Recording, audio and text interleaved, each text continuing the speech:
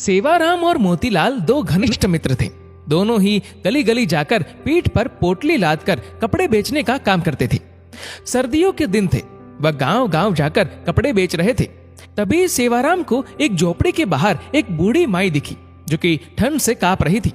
तो सेवाराम ने अपनी पोटली से एक कंबल निकालकर उस माई को दिया और कहा, माई तुम ठंड से कांप रही हो, ये कंबल ओढ़ लो।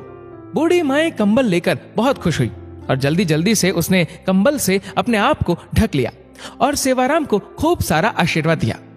तभी उसने सेवाराम को कहा, मेरे पास पैसे तो नहीं है, लेकिन रुको, मैं तुम्हें कुछ देती हूँ। वह अपनी झोपड़ी के अंदर गई और एक बहुत ही सुंदर छोटी सी ठाकुर जी की प्रतिमा ले आई।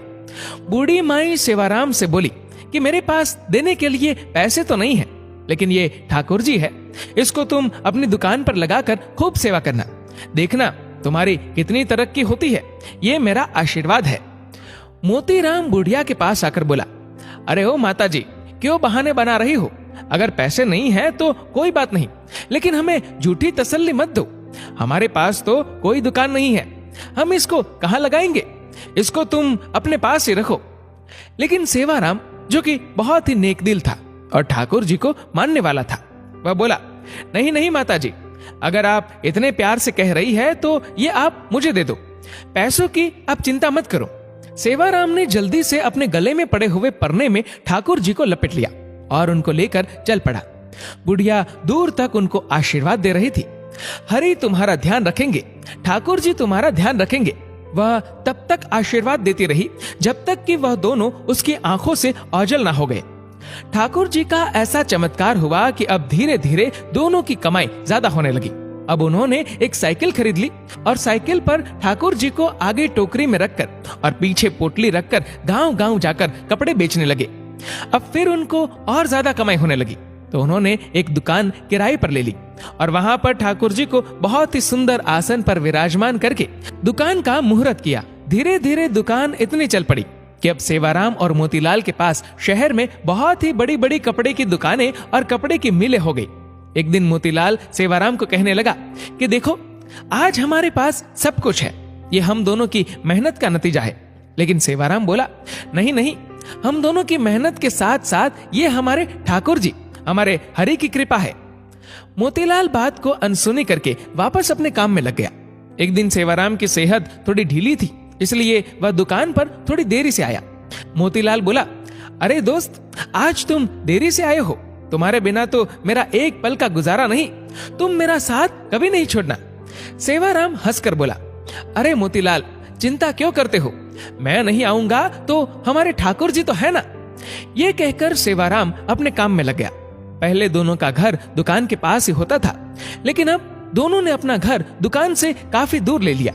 अब दोनों ही महल नुमा घर में रहने लगे। दोनों ने अपने बच्चों को खूब पढ़ाया लिखाया। सेवाराम के 2 लड़के थे, दोनों की शादी कर दी थी और मोतीलाल के एक लड़का और एक लड़की थी। मोतीलाल के लड़के की शादी हो चुकी थी, जबकि उसकी लड़की की शादी होना अभी बाकी था। सेहत ढीली होने के कारण सेवाराम अब दुकान पर थोड़े विलंब से आने लगा। एक दिन वह मोतीलाल से बोला, अब मेरी सेहत ठीक नहीं रहती, क्या मैं थोड़े विलंब से आ सकता हूँ?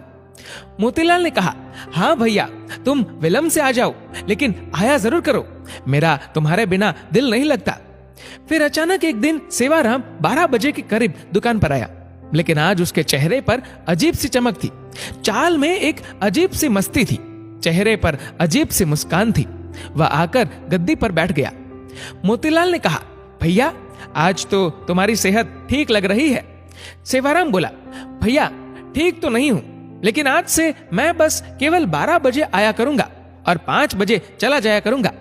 मैं तो केवल इतना ही दुकान पर बैठ सकता हूँ। मोतीलाल ने कहा, कोई बात नहीं, जैसी तुम्हारी इच्छा। अब तो सेवाराम रोज 12 बजे आता और 5 बजे चला जाता, लेकिन उसकी शक्ल देखकर ऐसा नहीं लगता था कि वह कभी बीमार भी है। लेकिन मोतीलाल को अपने दोस्त पर पूरा विश्वास था कि वह झूठ नहीं बोल सकता और मेहनत करने से वह कभी पीछे नहीं हट सकता। एक दिन मोतीलाल की बेटी की शादी तय हुई, तो वह शादी का निमंत्रण देने के लिए सेवाराम के घर गया। घर जाकर उसको उसके बेटे, बहुए, सेवाराम की पत्नी सब नजर आ रहे थे, लेकिन सेवाराम नजर नहीं आ रहा था। उसने सेवाराम की पत्नी से कहा, भाभी जी, सेवाराम कहीं नजर नहीं आ रहा। उसकी पत्नी एकदम से हैरान होती हुई बोली, ये आप क्या कह रहे हैं? तभी वहां उसके बेटे भी आ गए और कहने लगे, काका जी, आप कैसी बातें कर रहे हो? हमारे साथ कैसा मजाक कर रहे हो? मोतीलाल बोला कि मैंने ऐसा क्या पूछ लिया? मैं तो अपने प्रिय दोस्त के बारे में पूछ रहा हूँ। क्या उसकी तबीयत आज भी ठीक नहीं है? क्या वह अंदर आराम कर रहा है? मैं खुद अंदर जाकर उसको मिल आता हूँ। मोतीलाल उसके कमरे में चला गया, लेकिन सेवाराम उसको वहां भी नजर नहीं आया। तभी अचानक उसकी नजर उसके कमरे में लगी सेवाराम की तस्वीर पर पड़ी। वो एकदम से हैरान होकर सेवाराम की पत्नी की तरफ देखता हुआ बोला, अरे भाभी जी, ये क्या? आपने सेवाराम की तस्वीर पर हार क्यों चढ़ाया हुआ है? सेवाराम की पत्नी आंखों में आंसू भरकर बोली, मुझे आपसे ऐसी उम्मीद नहीं थी भैया कि आप ऐसा मजाक करेंगे। मोतीलाल को कुछ समझ नहीं आ रहा था। तभी सेवाराम का बेटा बोला, क्या आपको नहीं पता कि पिताजी को गुजरे तो 6 महीने हो चुके हैं?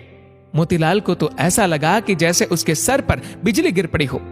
वह एकदम से थोड़ा लड़खड़ाता हुआ पीछे की तरफ हटा और बोला, ऐसा कैसे हो सकता है? वह तो हर रोज दुकान पर आता है। बीमार होने के कारण थोड़ा विलंब से आता है। वह 12 बजे आता है और 5 बजे चला जाता है। उसकी पत्नी बोली, ऐसा कैसे हो सकता है कि आपको पता ना हो? आप ही तो हर महीने उनके हिस्से के मुनाफे के पैसे हमारे घर देने आते हो। 6 महीनों से तो आप हमें दुगना मुनाफा देकर जा रहे हो। मोतीलाल का तो अब सर चकरा गया। उसने कहा, मैं तो कभी आया ही नहीं। 6 महीने हो गए, ये क्या मामला है?